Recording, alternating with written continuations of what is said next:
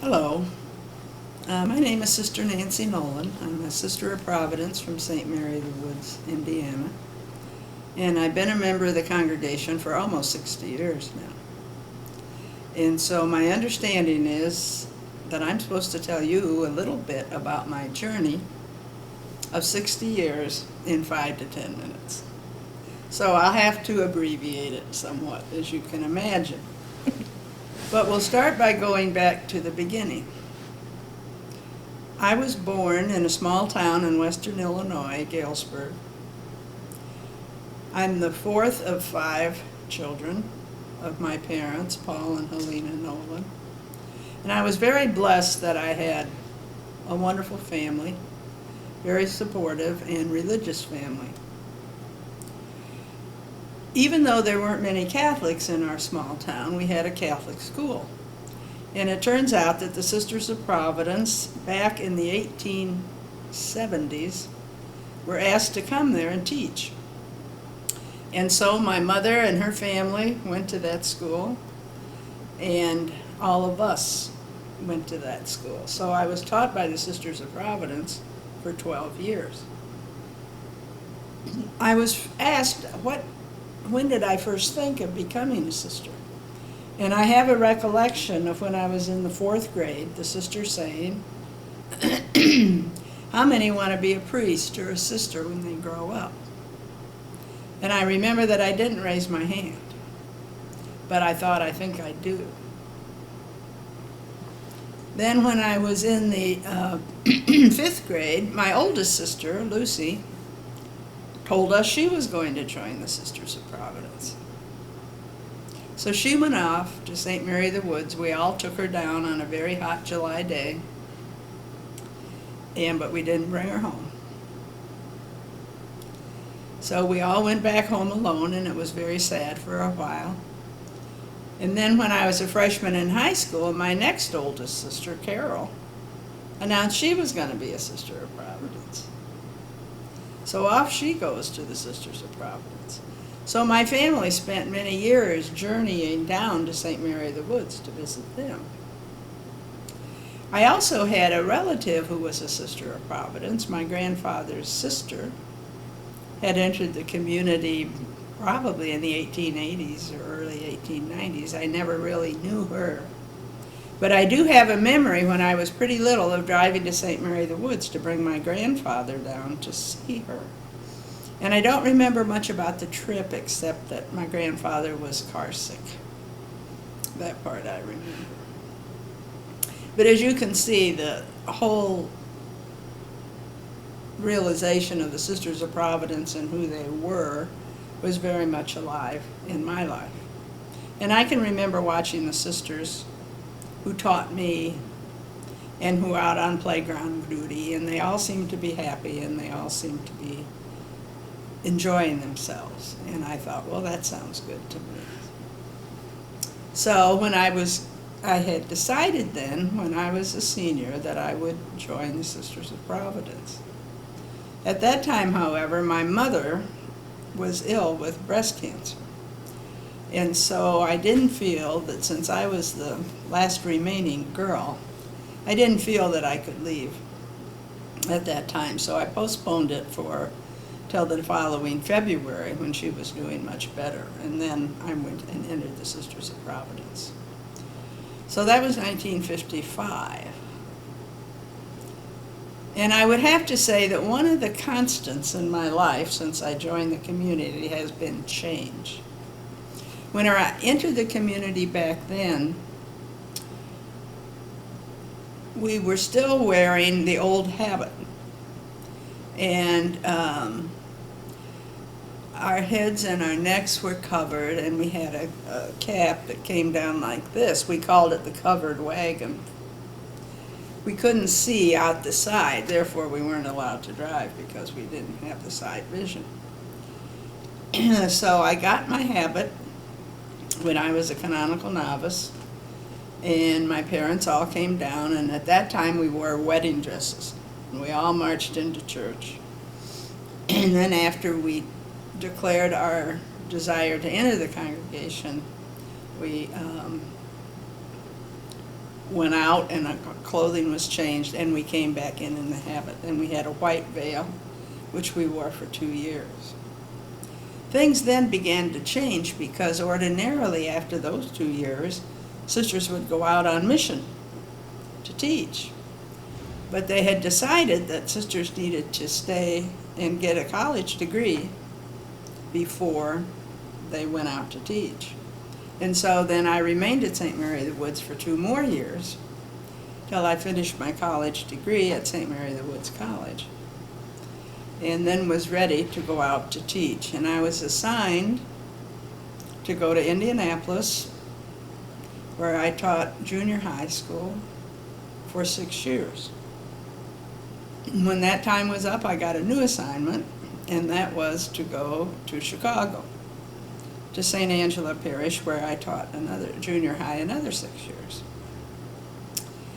All during this time, things began to change. In 1960, we changed the habit again to a more modified form, and we called that one the baseball cap. And our heads and our necks were still covered, but instead of something like this, we had a cap that was kind of shaped like a baseball cap. So then we wore that habit for many years. And things then began to change in other ways, because no longer were we going to be just assigned. We had a sister who was director of ministry, and she came to me and said, "I'd like you to think about being a principal." And so this is what obedience meant to us. We meant, yes, I certainly will think about it. So she took me on an airplane, my first airplane ride, out to Oklahoma City.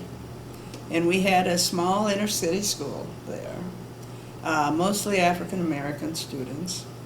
So I remained there as principal for 4 more years, and I enjoyed it very, very much. It was a wonderful experience. So what I think of as I look back is that the community has given me many opportunities, as well as many challenges. Then that same sister began to challenge me some more, and she said that we're going to have provincial elections now, and I think you should be open to leaving your name in for this process. So then I, again, said yes, I will think about that, and I did leave my name in, and then I got elected to our provincial team in the Chicago province, where I served as director of ministry for 8 years. When that time was completed, the community gave us another challenge, and that was you should find some way to meet and understand other cultures. So our sisters who have a mission in Taiwan had already talked to me personally, and they said, we have an opening. There is a priest in Taiwan who's looking for a sister who speaks English and writes English to help him in this office that he works for. So I thought, well, I can read and write English. And so off I went to Taiwan, where I worked for a year in Taipei at the Conference of the Bishops of Asia in their office of interreligious and ecumenical affairs. And it was quite a wonderful experience, and it was quite a challenging experience. But as I look back on it now, I can see it was wonderful. After that time was up, I returned to the Chicago area, and I was just finishing a degree. I had a master's degree. I already had 1 master's degree in education from the University of Illinois. But I had started another master's degree at Loyola University in pastoral theology. And so I completed that and taught for a year at our Mother Guerin High School, our high school outside Chicago. Taught sophomores church history, which again was a challenge because they didn't seem to be too interested in it. But anyway, okay, from there, I was offered a job at a small parish in Terre Haute, Indiana, St. Anne's Parish, where I went to be a parish administrator. And I really enjoyed that a lot. there was no priest assigned to the parish. He came from a neighboring parish, so I pretty much ran the parish.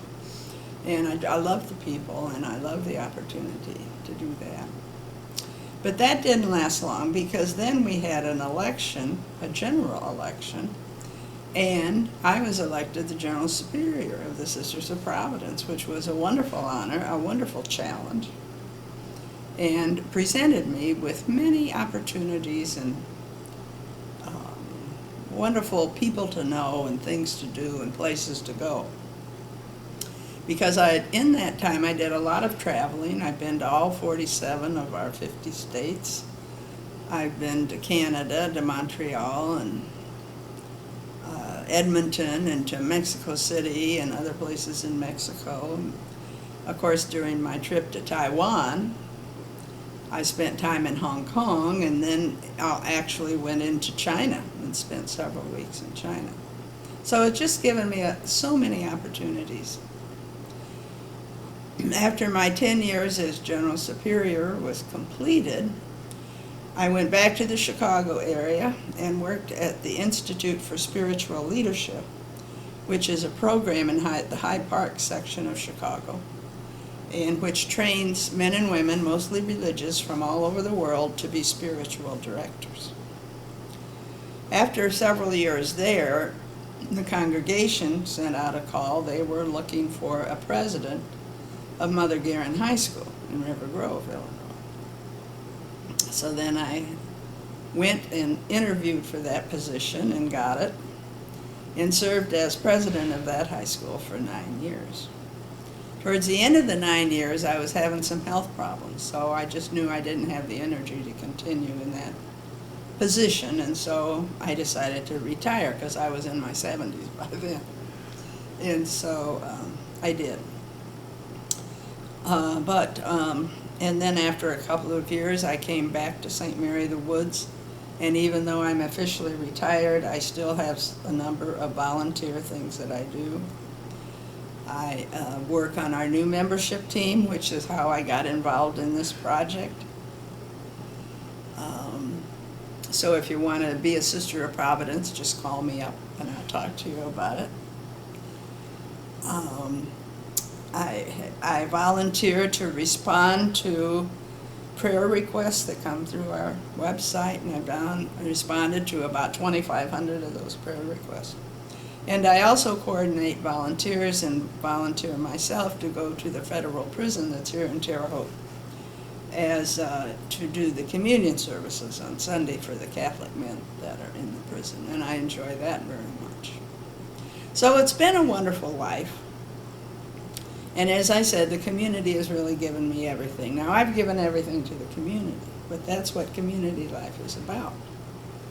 And we get this book when we take our vows, and it's called the Constitutions. And we call it the Holy Rule. This is my vow card, which when I took my final vows forever. And in this Constitutions describes our life, what the ideal is behind it, and shows us how to live. And we probably don't do it perfectly, but we certainly all try to keep up with the ideals that are given to us in this book. And so as a religious community of women, we're really quite a mixed bag. We come from all different places in the United States, and also we have sisters from Taiwan, we have sisters from the Philippines, we have sisters from a variety of places. We have introverts and extroverts, and we have thinkers and feelers, and we have, as you would imagine, a variety of opinions. But our Constitutions tells us what holds us together. And we have 5 things that hold us together. Our common heritage. And so we all know our history, and I wear this medal of St. Mother Theodore Guerin, who was our foundress and came from France in 1840. And their story of their journey, and they're settling here and building this place, building St. Mary-of-the-Woods College, teaching children so many places across the United States and the world. And so we're very proud of this heritage, and it unites us. And St. Mother Theodore was canonized in 2006, and I was privileged to go to Rome and be there and participate in the canonization process. So that was another wonderful opportunity. And the other thing that unites us is our common call. So we believe that in the mystery of God's providence, each of us was called to this particular community. And so that's a bond that keeps us together. And I know every Sister of Providence loves that community, the Sisters of Providence. We take our common vows, the vows of poverty, chastity, and obedience. And we live a common life. And connected with those vows means that everything we earn, we turn into the community. Everything we need, we get from the community. The community gives us much in return, but we give much to the community. So that's a life in common that we all live. We all operate, and we have a common mission. And the mission of the Sisters of Providence is, and has been since the very first day, to honor divine providence and to further God's loving plans by uniting together and performing acts of love, mercy, and justice in service among God's people. And because we're a varied and many talented group, we all do this in different ways. But our common mission is to do this and give glory to God in doing so. So it's been a wonderful life for me. And I think it's been a wonderful life for many other religious men and women. Now, times are certainly changing. It's harder to get young women into the church who want to commit themselves and their whole lives to the church. But I think if you're willing to give it a try, you can come and find out. You can come and see.